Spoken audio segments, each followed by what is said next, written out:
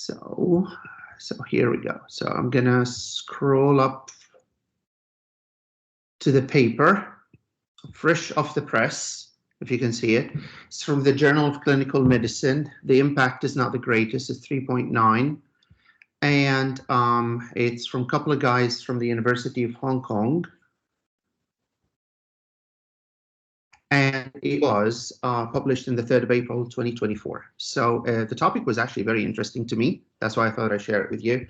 It's the effect of the antiresorptive drugs on the osseointegrated dental implants, and they claim that a systematic review. And before I get hammered, I have my own concerns about the article, but we'll share it towards the end. So I'm going to forward it to the PICO question, right? So their patients is the patients who have their dental implants. Their intervention is the initiation of the antiresorptive drugs after the osseointegration of the implants. And the control is the patients who did not receive antiresorptive drugs, and their outcome is the incidence of medication-related osteonecrosis of the jaw. So it's very specific, according to them, is that they're looking as the incidence of developing merange after the osseointegration of the implant, and they don't call it periimplantitis like merange, like some other people have done in the past. They start with a little bit of an introduction about merange and about the drugs and about the differences between IV drugs and oral drugs. My only concern about that is that they probably did not specifically went in details about it. They're probably going about the comorbidities associated with it, diabetes, periodontics, all that stuff. And they describe their strategy and how they actually did it,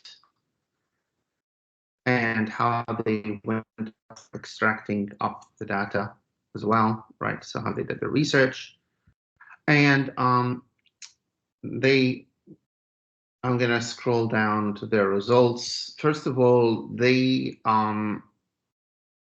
said in portion 2.7 of data synthesis analysis that it's due to the anticipated heterogeneity among the included studies, the meta-analysis was not feasible. Therefore, they transform it into a narrative synthesis, and that give it a little bit of a wiki point according to the APSL, scoring. Study selection I've done, and I think they have ended up with 8 articles. And to be quite honest with you, I've done a very small research at the end, as I'm going to show you, and I found a little bit more articles. I don't know if they have read the articles that they have excluded or not. I found some as well deformities. The Kwan article that we probably all are familiar with was published in 2012. It wasn't published in 2014. And they have got up their risk of bias over here. But if we can go and see if we can learn something, or at least understand what they were trying to say. So there is a total of 445 implants and 135 subjects, and they have the median age of about 65 years, ranging from 42 to 83 years. And out of the 445 dental implants that are included in this review, 77% were successful, while the remaining 23, which is counts about 101 out of the 445, failed. 92 where Dale has got nothing, 92 of the implant failures, otherwise 9 failure implant was not reported at the cause of the failure, so they did not know why it failed. And 83%, which is equivalent to 76 out of the 92, were subject to medication-related osteonecrosis of the jaw. They really did not, and they say 17%, 16 out of 92 were due to other reasons, primarily periimplantitis. All Umranj studies had a minimum follow-up period, at least 6 months post-operatively. In this abstract, it's just like they did not mention how did they figure out that it was like Umranj is the cause of the failure. So they did not describe whether it was, they did not say if there was any histological evaluation of the specimen that they have taken, and they have not mentioned at all the description of the findings of that specimen. The average time of the initiation of the antiresorptive drug, they say that it was varied widely, ranging from 3 months to 192 months, equivalent to 16 years. And it says all the 8 articles report a mean duration of 34 months between the initiation of antiresorptive drug therapy and the diagnosis of Umranj. So it took those failed implants a median of 34 months to do that. They probably, that's something similar to a lot of the people who have reported that as well. The type of antiresorptive drug, they mentioned that 4 of them have provided information why those drugs was administered, and out of the total of the 27 subjects, 25 subjects were prescribed antiresorptive drug due to osteoporosis, while the remaining 2 subjects was receiving treatment for cancer-related conditions. Regarding the specific types of antiresorptive drugs used, 66 subjects were prescribed bisphosphonates, while 9 subjects were administered denosumab. Among the bisphosphonate users, 33 subjects received alternate, and 18 prescribed zoldronate, and 1 subject was risodronate. And you know, it's like one thing I still remember is that zoldronate is probably the most potent one of them all. And the specific drug was mentioned for the remaining subjects. In terms of administration route, oral administrations were the most common, with 54 out of 89 subjects receiving them in this manner, and intravenous or subcutaneous was noted in 35 cases, which is 39%. He goes around to kind of summarize and do a little bit of a chart about the studies and the age, gender, and the location. And he says, not surprisingly, among the 31 failed implants attributed to Umranj, 36 occurred in the maxilla, while the majority, 65, occurred in the mandible. And out of 17 out of the 20 who were in the mandible were in the posterior region, and 3 out of the 20 were in the anterior region. The severity of the Umranj were probably, you know, stage 2, and the treatment modality of the table, whether they were surgical versus non-surgical. So there were drugs and chlorhexidine versus debridement are mentioned here. And so we can go down to the discussion. So the key finding of the systematic review was that 23% of the dental implants in that inclusive study failed after antiresorptive treatment.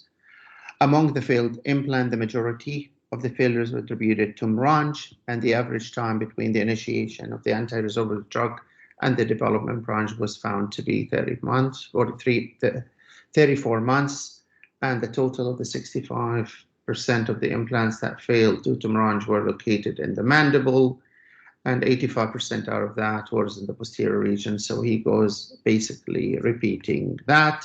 He summarizes, he says the popularity and what the European Society for Periodontics are recommending versus what the American Dental Association. He fails up to mention anything about the American Association of Oral Maxillofacial Surgery position paper on antiresorptive drug and Umranj. I have in as well went in and decided to do my own thing. So I've made a very, very, very small presentation about this. And if you allow me to share my screen right now, I don't know You're if sharing. we're sharing. Okay, wonderful. Yes. I hope that it's showing my daughter, what she is. Great. So what are the things that I have against them, right? So he did not mention some of the drugs that could have actually caused that. So he only specifically, when he did his search, he did not went in and looked into other drugs that are very well known to cause hemorrhage as well. And, you know, I love this one. I picked it up, which is called the Pesomax lawsuits, for anybody who is want to know how much Merck has paid, and if they own up shares, that was a lot, $27 million. And this is something that I as well wanted to say is that, and I'm sure that Prof. Green is going to come and hit me with, Montgomery versus Lancashire, but there is a huge market in implants dentistry. There is about, I don't know, they say $9.3 billion worth of implant are going to be in 2030. And it's estimated that 5 million implants are placed annually in North America. And there has been a trend. So I've actually got that paper that looked, and it was done in the Journal of Dental Research, I think, right? And it says that about increase in the number of implants patients is done about 13% annually up to 2030. And there has been a shift on the patient's age who are receiving implants. So we're going to have this fact and couple it with the fact that osteoporosis affects 1 in 5 females over the age of 50, affects 1 in 20 males over the age of 50. That's from the Center of Disease Control. So are we going to stop placing implants in those type of patients, or are we just going to explain to them the risks and the benefits associated with that in the presence of a very controversial literature? So I've looked into this one as well. This says the outcome of healing after dental implant placements in patients with cancer in high dose antiresorptive medication, right? And they have got 49 implants placed in 27 patients.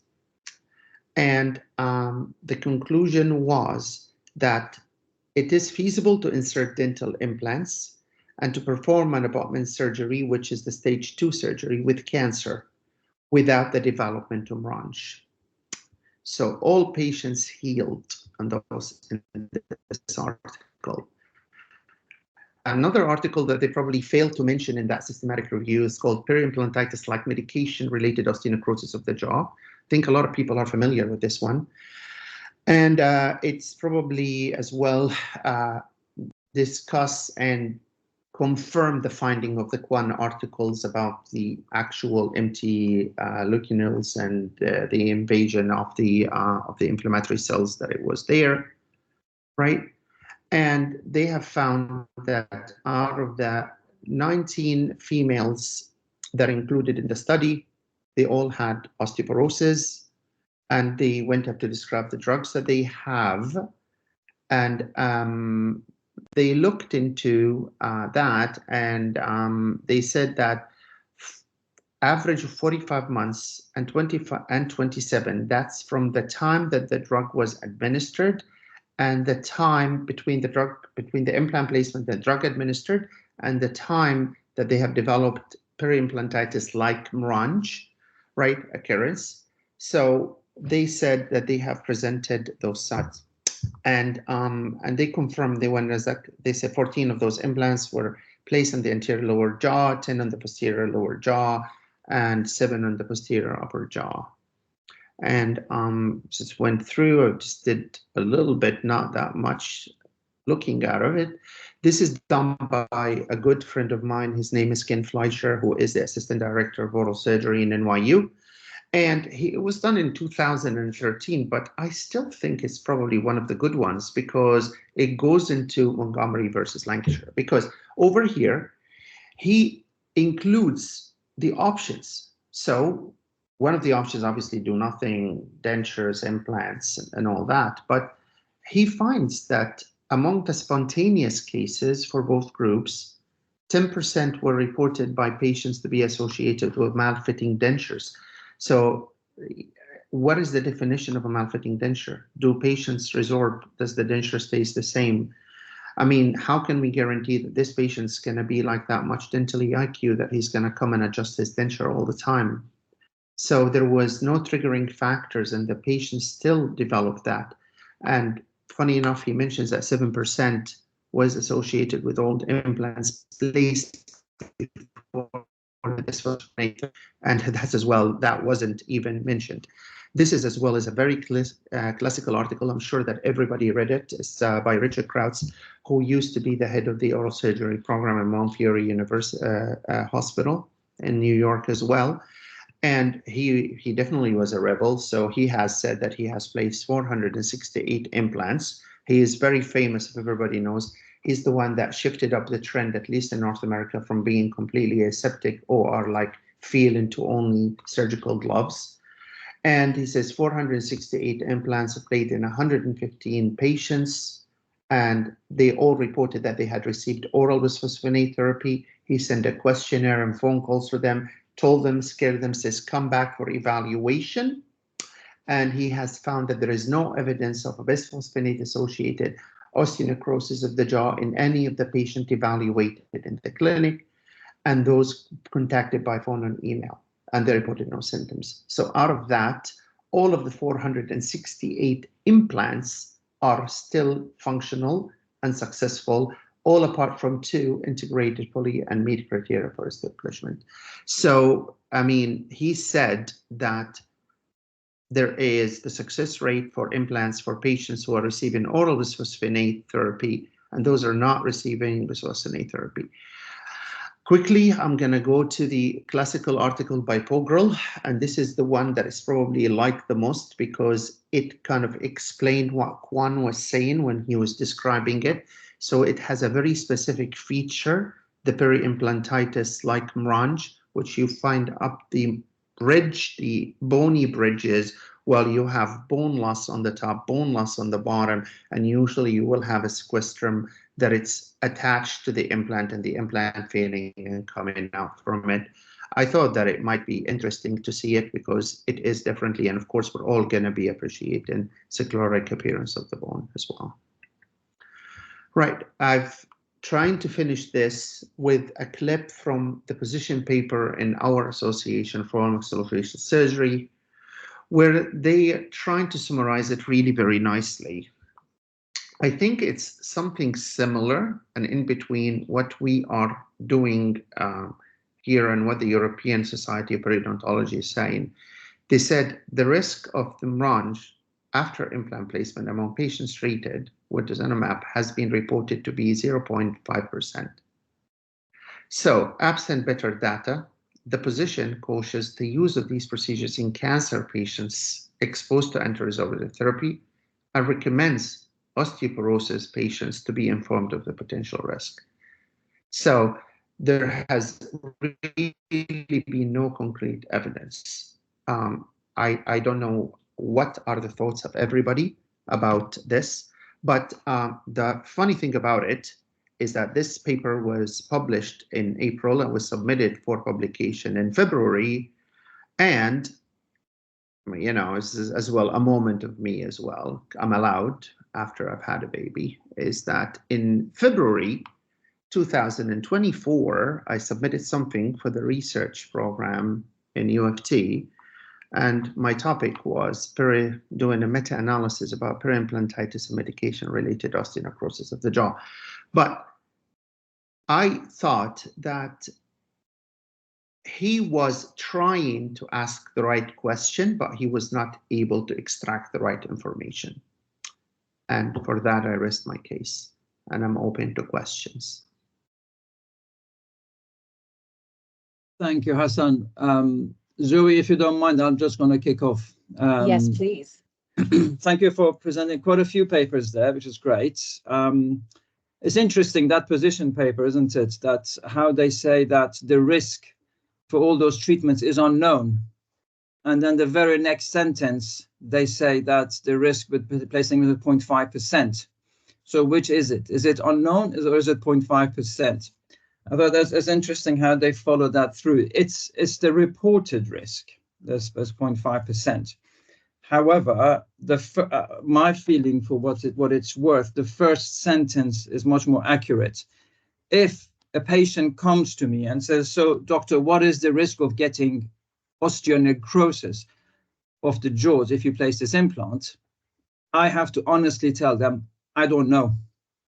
I can't tell you, because there are some papers that talk about 0.5%, others talk about 25%.